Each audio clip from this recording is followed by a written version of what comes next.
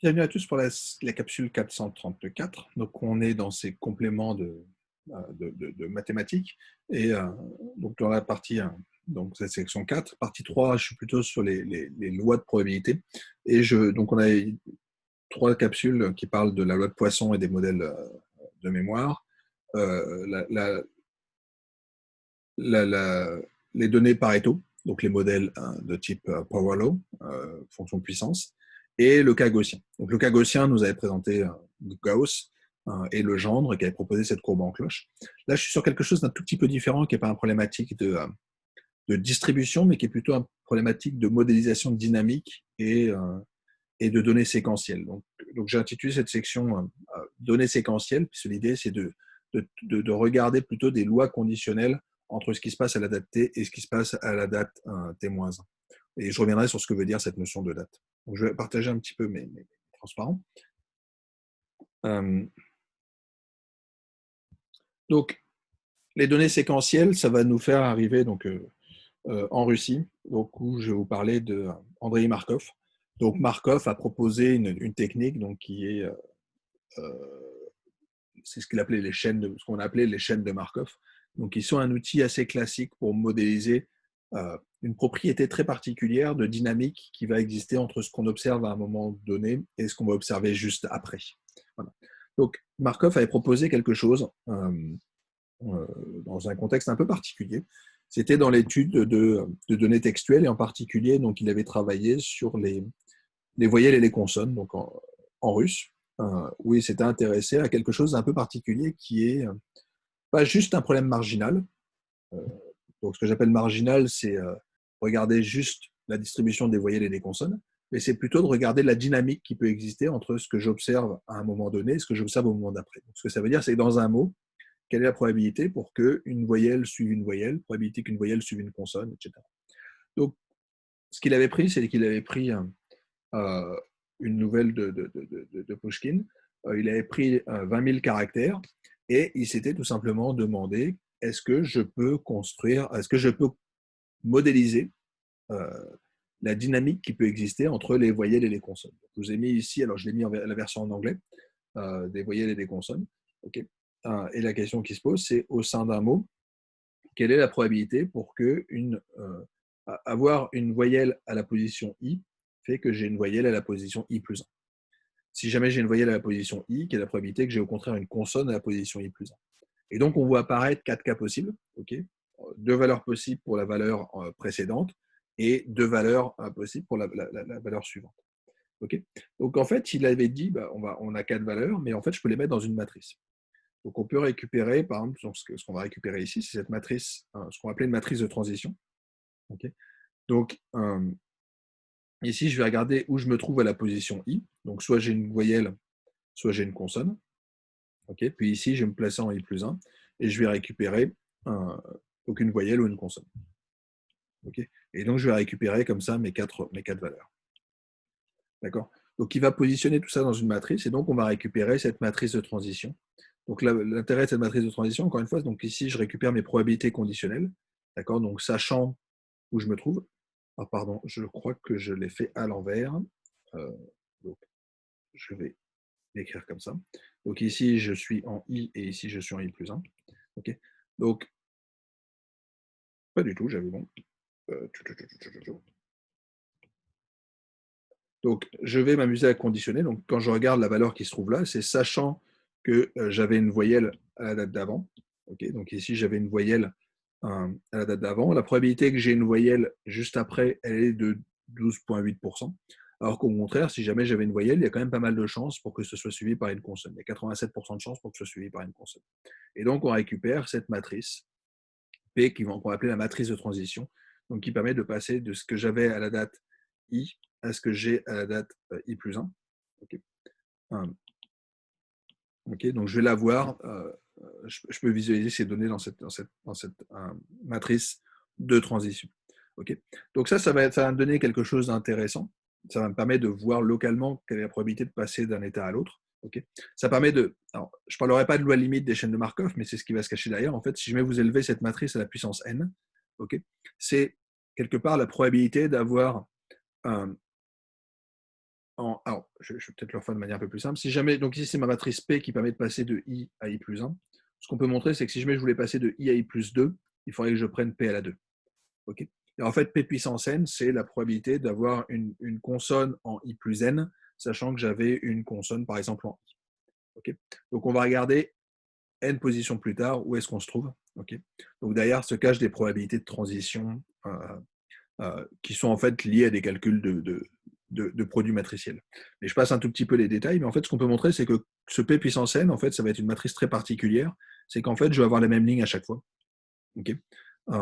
C'est-à-dire, en gros, euh, si jamais je regarde ce qui se passait à la position I, en I plus n, ça dépend plus trop de ce qu'il y avait en I. Okay. Si jamais je vous dis que tous mes mots ils commencent par une voyelle, ça ne vous dit pas où vous êtes en position 5. Okay. C'est ça que ça veut dire en gros. D'accord. Donc on va récupérer, donc, et en fait les distributions qu'on obtient ici, bah, c'est les distributions qui sont là. C'est en fait les distributions relatives, puisqu'en fait si jamais j'ai plus aucune information au bout de n étapes, ça veut dire que je prends mes lois globales, donc quelle est la proportion de voyelles et proportion de consonnes. Donc ce qu'on va récupérer sur chacune des lignes, c'est tout simplement les fréquences. Okay. Et ce qui est marrant, c'est qu'on peut le faire dans plein de langues. Donc ça a été fait par exemple sur les fréquences en français, en italien, en allemand, où on voit apparaître donc les fréquences des voyelles et des consonnes avec, de manière un peu schématique, l'italien avec beaucoup de voyelles, l'allemand avec beaucoup de consonnes. Okay. Donc ces matrices de transition, elles ont plein d'intérêts, je vous les montrerai après, mais elles sont nées dans un problème de linguistique et de probabilité conditionnelle pour passer d'une lettre à la lettre suivante. Juste pour expliquer ce qu'on essaie de faire, donc j'ai mes variables x qui sont est-ce que j'ai une voyelle, est-ce que j'ai une consonne, okay, à la date 1, 2, 3, 4, 5, et j'essaye de travailler sur cette probabilité conditionnelle. Et ce que dit la propriété de Markov, c'est qu'en fait, euh, je vais supposer que ce qui se passe à l'étape n plus 1 dépend juste de ce qui se passait à la date juste avant. D'accord. Donc, ce que vous dit Markov, c'est que ce qui vous intéresse, ce n'est pas de regarder le début du mot, les 4 premières lettres pour deviner la cinquième, c'est ce qui vous dit, vous regardez juste la lettre à l'étape T pour en déduire ce qui va se passer à la date T plus 1.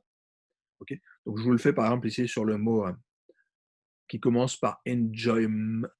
Okay. Donc, on a ces premières lettres qui apparaissent. Donc, ça va être mon X1, X2.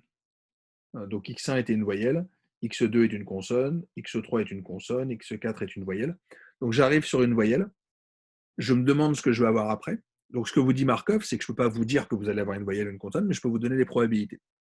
Et ce qu'il vous dit, c'est si jamais vous aviez une voyelle, ben, il y a quand même pas mal de chances pour que juste après soit une consonne. Il y a 87 chances sur 100 pour que ce soit une consonne.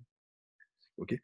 Donc, après, si vous voulez faire une prévision, dites plutôt, je pense que j'ai plutôt pas mal de chances d'avoir une consonne, mais ce qui est plus intéressant, c'est d'avoir des distributions. Donc, l'idée n'est pas de prévoir une valeur, c'est de donner la distribution conditionnelle.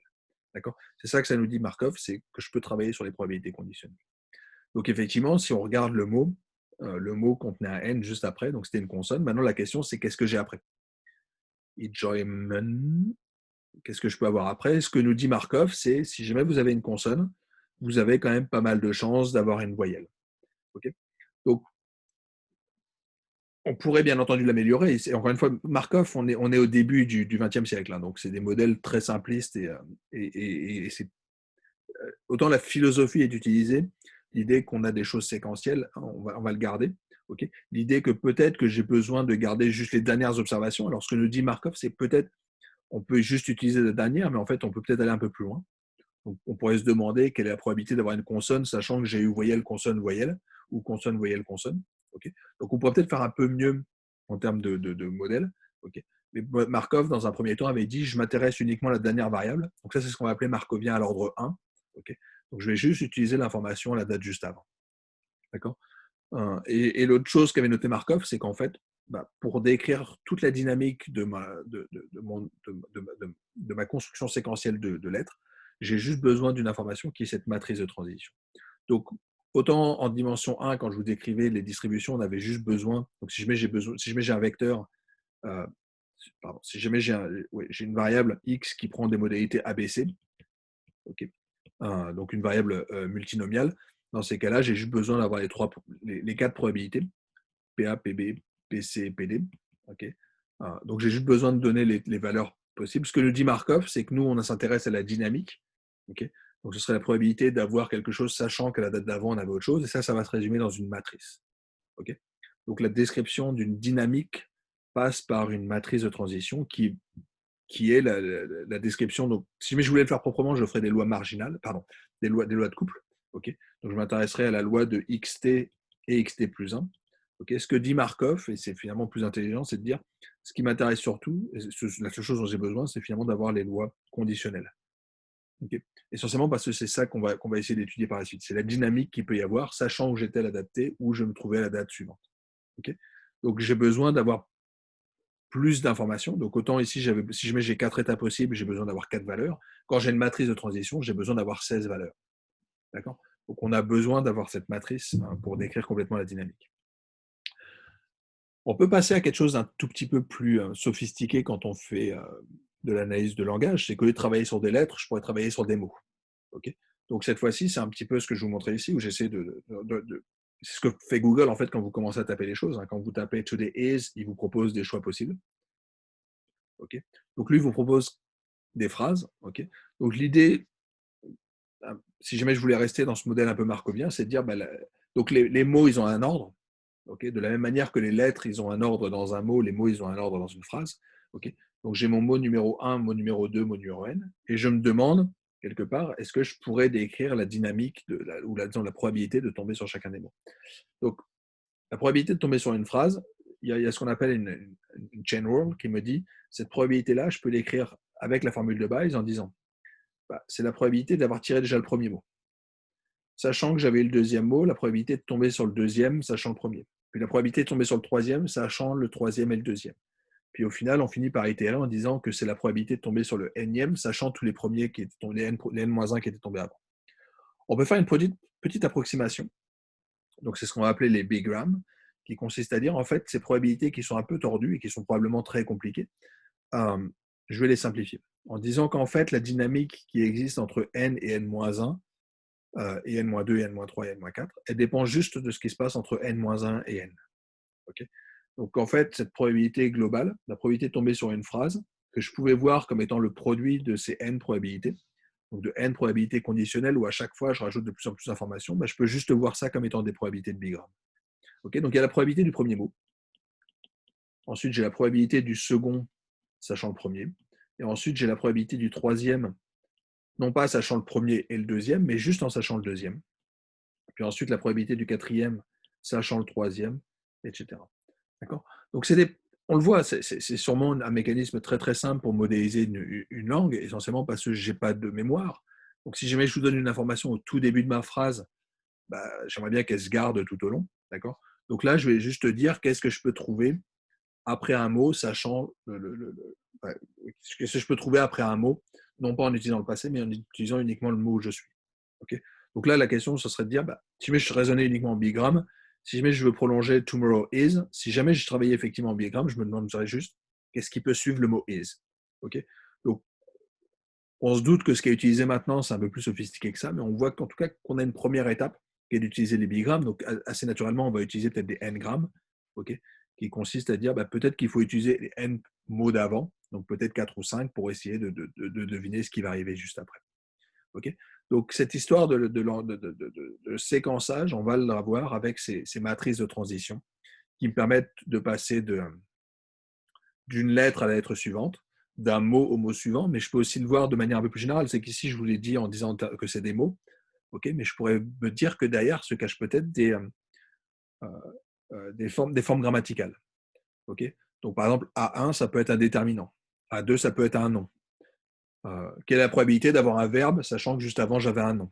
Quelle est la probabilité d'avoir un adjectif, sachant que juste avant, j'avais un nom? Donc, au lieu de s'intéresser à prédire des mots, on peut s'intéresser à prédire une structure grammaticale. Okay. Donc, on a tout ce genre d'outils qui viennent et qui découlent de ces chaînes de Markov. Okay. Donc, les chaînes de Markov, c'est ça. C'est vraiment ces matrices de transition qui me permettent de dire où est-ce que je peux espérer être, sachant l'état où j'étais juste avant. Okay. Donc, ça va se traduire par ces matrices. Alors, ces matrices, je peux les visualiser en termes de graphes. Okay. Donc, ça veut dire quoi? Ça veut dire qu'ici, par exemple, j'ai deux états, l'état 1 et l'état 2. Okay. Je me demande, sachant que j'étais à l'état 1 ici, où est-ce que je vais me trouver à l'état d'après? Ce qu'il me dit, c'est qu'il y a une probabilité 1 moins alpha de rester à l'état 1. Donc avec une probabilité 1 moins alpha, je reste. Et avec une probabilité alpha, je vais quitter l'état 1 pour aller dans cet état-là, qui est l'état numéro 2. Donc je vais partir à l'état numéro 2. Okay. Donc depuis mon état 1, soit je pars, soit je reste. Maintenant, je peux poser la même question pour l'état 2. L'état 2, il se trouve ici. Donc, qu'est-ce qui va se passer de mon état 2 ? Il y a pas mal de chances, pour une certaine probabilité, que je quitte l'état 2 pour aller dans l'état 1, c'est bêta. Et par contre, je vais rester sur mon état avec une probabilité bêta. Okay. Donc, c'est ce que nous raconte ce graphique, ce réseau, en fait, où j'ai mes différents états qui sont les nœuds dans mon graphe, et j'ai mes liens qui sont en fait les probabilités de transition qui me permettent de passer d'un état à l'autre. Okay. Je vous ai fait un graphe, donc une matrice ici, une matrice à 3 états. Okay. Donc j'ai mes 3 états de départ et mes 3 états d'arrivée. Okay. Donc ce qu'on voit par exemple, alors il faut juste que je le fasse proprement. Quand je suis dans l'état numéro, donc je me place ici à l'état numéro 3. Okay. Donc là c'est où je me trouvais à la date T. Où est-ce que je me trouvais la date suivante ? Il n'y a aucune chance d'arriver à l'état 1. Donc j'ai 0 ici, ce qui veut dire qu'il n'y a aucune chance de passer de là à là. Et effectivement, je n'avais pas de flèche. Okay. Il y a 2 chances sur 3 d'avoir rejoint la position 2. Et il y a une chance sur 3 d'être resté là où j'étais. Okay. Pareil, si jamais j'étais sur la position 2, il n'y a aucune chance pour que je reste sur lui-même. Donc il a forcément bougé. Et on voit qu'il a plus de chances d'être allé à l'état 1. Donc c'est ce qu'on récupère ici. D'accord ? Donc, on voit qu'il y a un lien entre ces chaînes de Markov et la théorie des graphes. Okay. Donc, les graphes, c'est quoi ? C'est des états. D'accord ? Donc, j'ai des états qui sont ces états ici, 1, 2, 3. Et je vais associer des probabilités de transition. Alors, quand je vous présenterai les graphes dans la capsule numéro 2, dans la série de capsules numéro 2, je ne mettrai pas des probabilités, je vous dirai juste on peut passer de l'un à l'autre. Mais on voit qu'on peut mettre des probabilités de transition. Et en fait, c'est quelque part ce qui est utilisé dans l'algorithme de Google, de PageRank, qui consiste à dire que ce qui m'intéresse, je vais essayer de me balader dans un graphe un peu particulier, qui est le graphe de toutes les pages web. Donc les pages web pointent vers d'autres pages. Okay. Et en fait, je vais créer des matrices de transition, tout simplement, en disant, si jamais j'ai une page ici qui pointe vers 2 autres pages, okay, si jamais je m'amusais à taper au hasard dès qu'il y a des liens hypertextes, où est-ce que je vais arriver ? D'accord ? Donc il y a une chance sur 2 pour que je parte ici, une chance sur 2 pour que je parte là. Je vais aller sur la page numéro 2. Je vais générer comme ça des scénarios pour me balader dans le graphe de toutes les pages et de voir finalement quelles sont les pages sur lesquelles j'arrive le plus souvent. Si jamais je passe toujours par la même page, c'est que cette page est importante et donc je vais lui augmenter son rang. Okay, donc c'est vraiment ça l'algorithme de Google, c'est de se faire des balades markoviennes. Donc en passant d'une page à l'autre via les liens hypertextes. Okay, et de dire si jamais j'ai 5 liens hypertextes, je tape sur chacun des liens avec une probabilité de 1/5 et je vois où est-ce que ça me mène et je vais essayer de parcourir comme ça le graphe de toutes les pages. Les pages qui sont connectées à aucune, ou plutôt sur lesquelles personne n'arrive, je ne veux pas bien les classer. Par contre, une page sur laquelle tous les sites arrivent, c'est sûrement qu'elle est importante et donc j'ai intérêt à la mettre. Voilà, c'est ça cette idée d'algorithme. Donc on voit que ce modèle markovien qui consiste à se balader sur des graphes, c'est quelque chose d'important dans plein de domaines en sciences de données. Donc c'est pour ça que je voulais en dire un petit mot aujourd'hui. Je vais peut-être m'arrêter là sur cette petite parenthèse sur les chaînes de Markov. Et voilà, souvenez-vous juste que quand vous voulez travailler sur des choses qui arrivent de manière séquentielle, l'outil classique, ce sont ces chaînes de Markov. Voilà, je m'arrête là pour maintenant et on se retrouvera bientôt, je pense, dans d'autres capsules.